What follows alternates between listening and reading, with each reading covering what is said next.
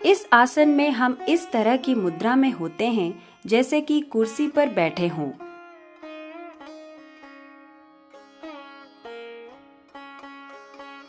ताड़ासन में खड़े हो जाएं। अपने बाजुओं को ऊपर को खींचकर हथेलियों को जोड़ें। अपने घुटनों को झुकाएं और सामने देखें। सांस नियमित रखें। 5 से लेकर 15 सेकंड्स तक वैसे ही रहें। उत्कट आसन आपको टखने, पिंडलियों, जांघों और कमर को मजबूती देता है। याद रखें कि इस आसन को करते समय आगे न झुकें। अब धीरे से ऊपर उठें और हाथों को नीचे की ओर लाएं। शरीर को विश्राम में लाएं। उत्थित यानी खींचा हुआ और त्रिकोण यानी त्रिकोण।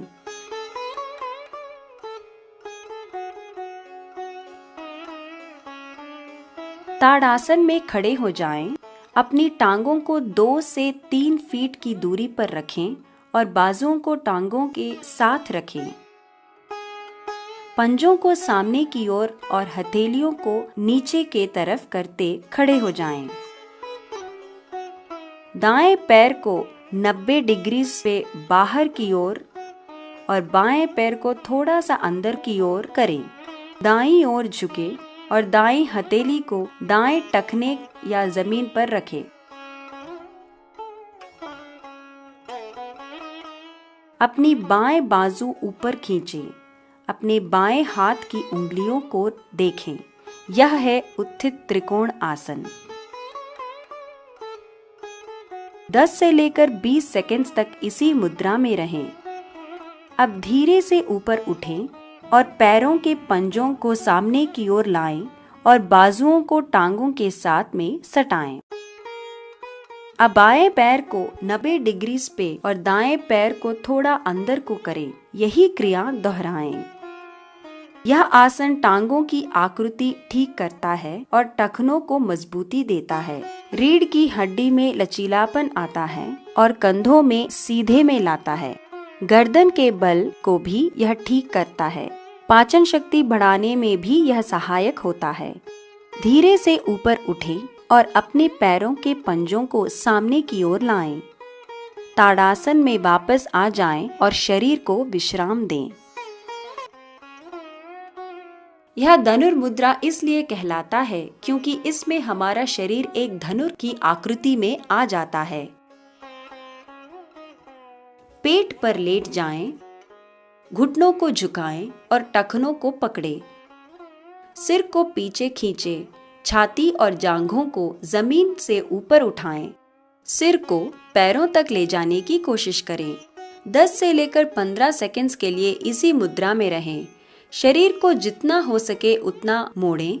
अपनी बाजुओं को धनुर की तार की तरह खींचें।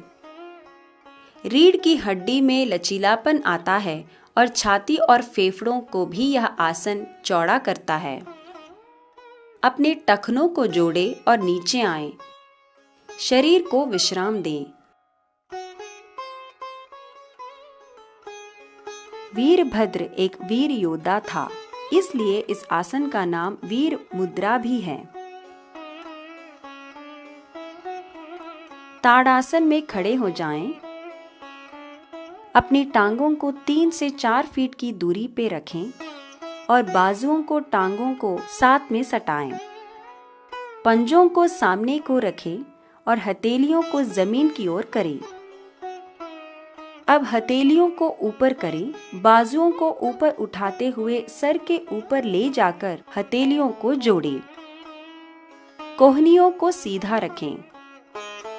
दाएं पैर को 90 डिग्री पर और बाएं पैर को थोड़ा अंदर को करें। शरीर के ऊपरी हिस्सों और कूल्हे को बाएं ओर झुकाएं।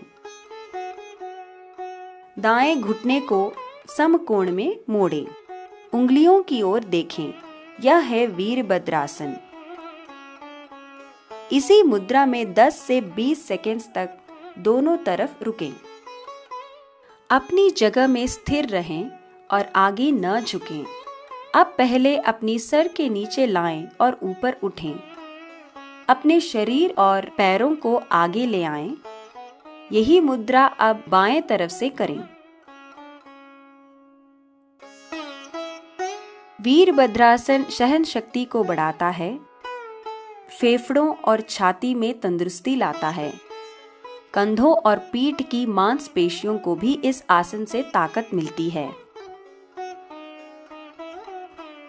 अब धीरे से ऊपर आएं और ताड़ासन में आएं और शरीर को विश्राम में लाएं।